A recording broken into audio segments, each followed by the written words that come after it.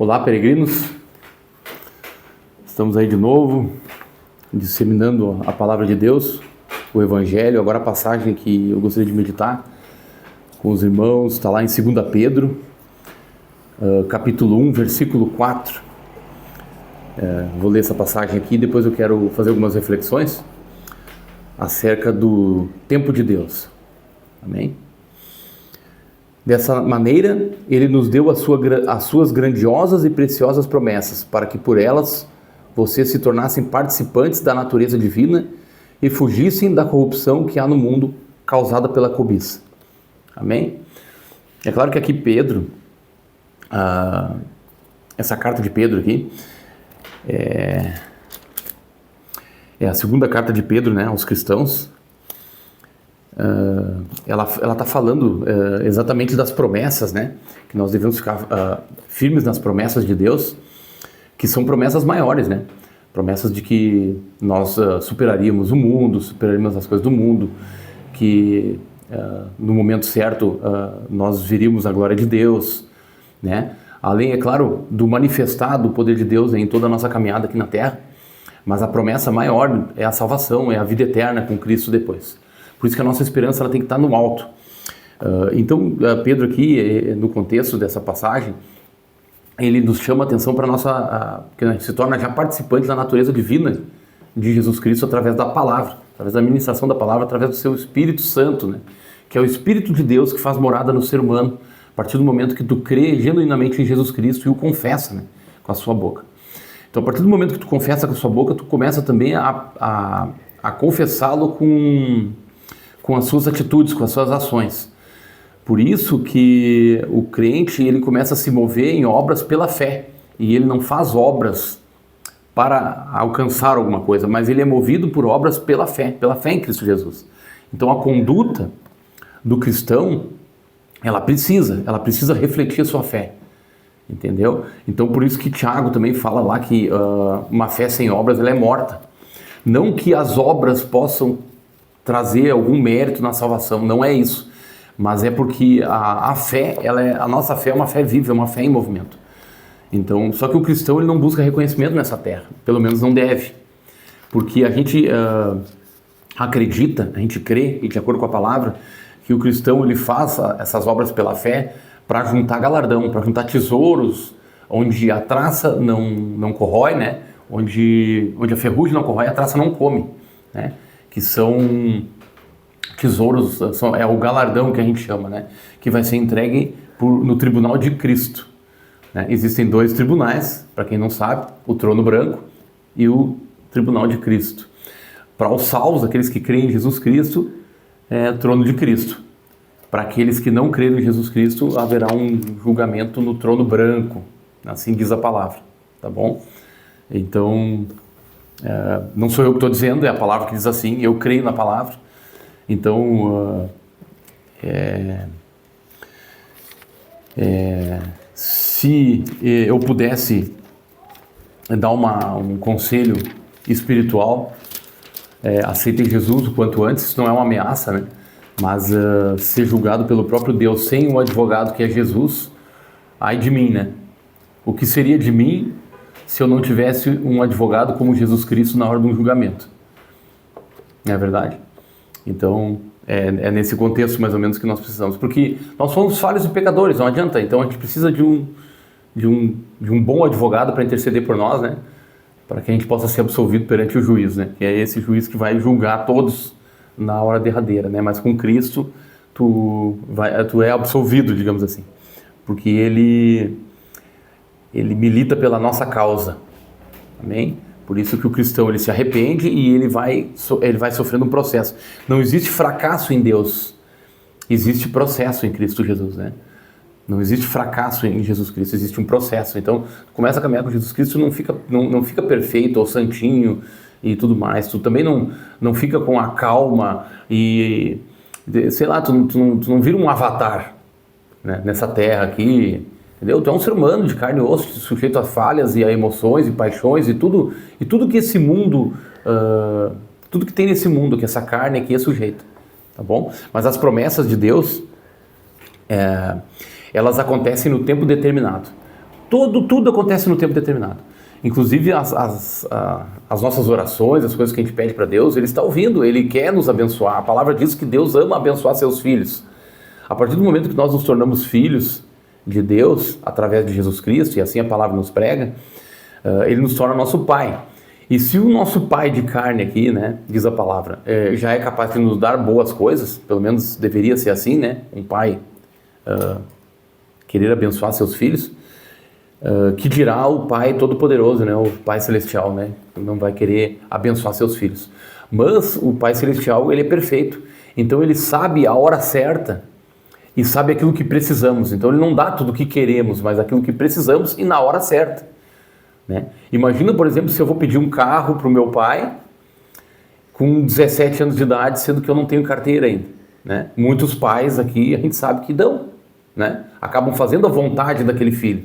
E por fato de fazer essa vontade para o filho, achando que está agradando o filho, querendo passar a mão sobre esse filho, acaba gerando um grande mal, porque aquele filho não está preparado, porque ele vai estar sujeito a vários erros, né? Inclusive fora da lei, andando com esse carro, ou daqui a pouco não tem a perícia necessária para dirigir, pode sofrer um acidente fatal, pode ser preso, pode ter o carro apreendido, pode gerar escândalo, enfim. Então, um pai não deve dar as coisas antes do tempo para o seu filho, né? Então, quem dirá Deus? Deus não faz isso.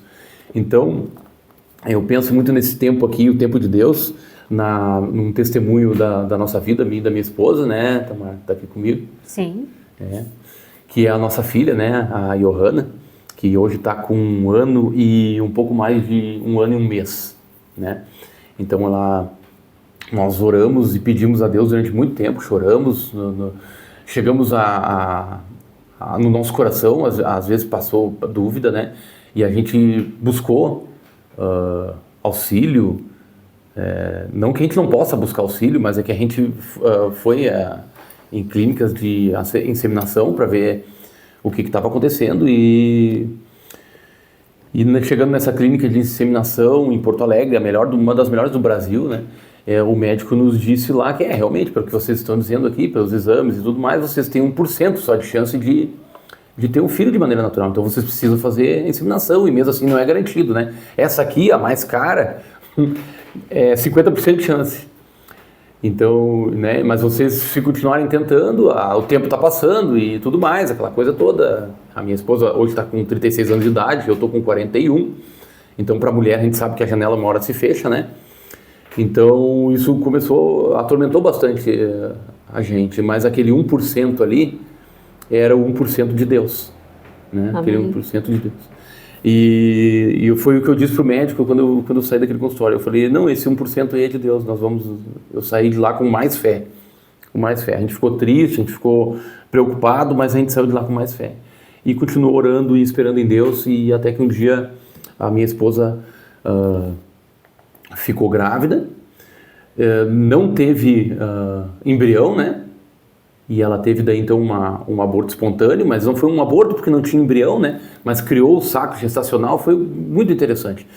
E aí então a médica orientou ela a ficar um tempo sem tentar, né? Só que logo 1 mês depois ela engravidou de novo da nossa filha Johanna. Parece assim que Deus tocou na madre dela, abriu a madre dela, gerou preparou o ambiente ali de alguma forma, né? E daí depois de 1 mês a minha filha foi gerada, né? Mais ou menos 1 mês depois disso, né? Fora do prazo, né? Estipulado.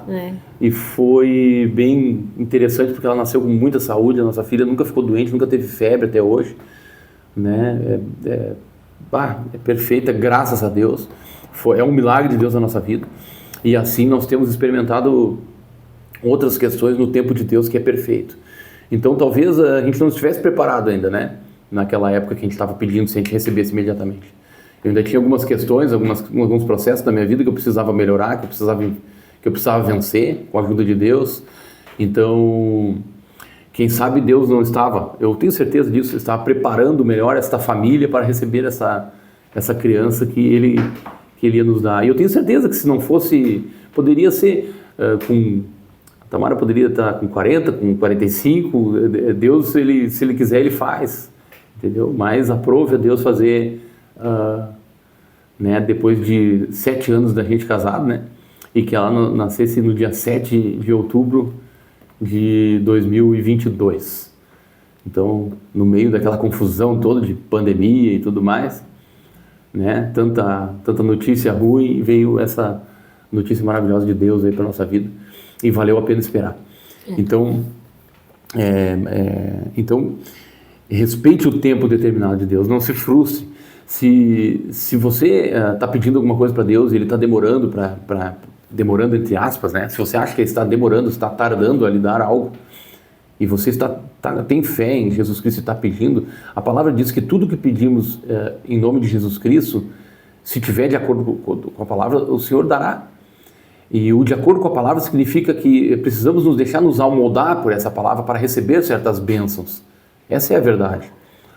Eu conheço muitos irmãos que prosperaram antes da hora e acabaram se desviando da fé. O Senhor não quer isso. O Senhor não quer nos dar uma bênção que nos afastem dele. Esse Pai maravilhoso, esse Pai todo-poderoso, Pai espiritual, que nós temos por adoção através de Jesus Cristo, que é um Pai legítimo, tá? Ele é um Pai amoroso, misericordioso, e Ele quer nos tratar para receber as bênçãos, para que essas bênçãos não terminem em nós. Geralmente as bênçãos e os presentes que Deus nos dá, podem crer nessas coisas, isso é sobrenatural. É como eu disse, no meio da igreja existem muitos testemunhos. Muitos testemunhos. Ele quer nos preparar para receber a bênção, e essa bênção não termine em nós, mas que essa bênção ela reverbere. A bênção de Deus, ela nunca termina na bênção propriamente dita. Ela se torna bênção para outras pessoas também. Então, quando alguém prospera dentro do reino de Deus, pode ter certeza que a igreja prospera também. Que os irmãos à volta também prosperam. Um irmão abençoado com prosperidade financeira, por exemplo, ele se torna um abençoador da obra. Isso é no coração do cristão, isso aí para nós não é nenhuma dificuldade entender essas coisas, entende? Então isso é maravilhoso. Então Deus ele está preparando o coração para que a gente possa receber as bênçãos. Se você está pedindo alguma coisa, é claro, você tem que pedir coisas de acordo com a palavra, né? Você não pode pedir por aquilo que está contra a palavra, isso vai contra a natureza de Deus, Ele não pode fazer. Talvez as pessoas, a gente olha no mundo assim e veja muitas pessoas conseguindo coisas de maneira errada, e a gente fica pensando no nosso coração, puxa vida, mas essa pessoa, né, tão próspera, né, fazendo essas coisas, e eu aqui servindo Deus Todo-Poderoso. Nessa terra, assim, eu acredito na lei da semeadura, né? A gente colhe aquilo que planta, e colhe aqui nessa vida mesmo. Às vezes as pessoas estão com uma aparência e aparentemente prósperas, mas destruídas e cheias de problemas, de contendas, de processos, enfim, uma série de confusões, coisas que a gente não consegue enxergar. A gente não deve, do nosso coração, de maneira nenhuma, invejar a prosperidade de ninguém. A gente tem que buscar dentro do nosso processo a nossa bênção. Então, que a gente venha a se amoldar, venha a se preparar para receber as bênçãos de Deus. E isso requer movimento da nossa parte. Nós precisamos nos preparar. O sobrenatural de Deus, ele age no natural. Então, se você almeja um trabalho melhor, almeja receber melhor, puxa vida, quem sabe Deus não está lhe dizendo, faça um curso, especialize-se. Se você não está satisfeito com o que você está ganhando hoje, você está com muita dívida, dê um passo de fé. Quem sabe você não tem condições de abrir um negócio, né, para você e sua família trabalhar e prosperarem juntos. Mas eu tô com um problema aqui que eu não consigo resolver na minha família. Eu não consigo me acertar com algum parente meu. Quem sabe você não precise pedir perdão para essa pessoa. Quem sabe você não está atrapalhando, de certa forma, o processo de Deus e o tempo de Deus na sua vida. Porque Deus precisa de algumas coisas da sua parte para poder trabalhar definitivamente na tua vida. Como eu sempre digo, Jesus Cristo, o Espírito de Deus, é um gentleman, é um cavalheiro. Ele entra e trabalha com a nossa permissão. E o Espírito Santo, na palavra, diz que ele é um ajudador nosso, é um auxiliador, ele não veio fazer todo o trabalho. Deus é todo poderoso, poderia muito bem, mas não é assim que ele determinou. O plano soberano de Deus, a palavra, ela vai se cumprir, independente da gente fazer a nossa parte ou não. Mas o teu processo, ele depende da tua parte também. O Senhor, ele quer trabalhar na tua vida, mas ele precisa de um passo de fé da tua parte. Prepara o teu coração, te amolda a palavra para receber a bênção de Deus. Não está demorando, o Deus não está demorando para te dar a tua bênção. É na hora certa e é aquilo que você precisa e não o que você quer. Tá bom, meus amados? Eu aprendi assim na minha vida. Tem muitas coisas que eu almejo, eu e minha esposa, né? A gente conversa muito sobre isso, a gente ora sobre isso.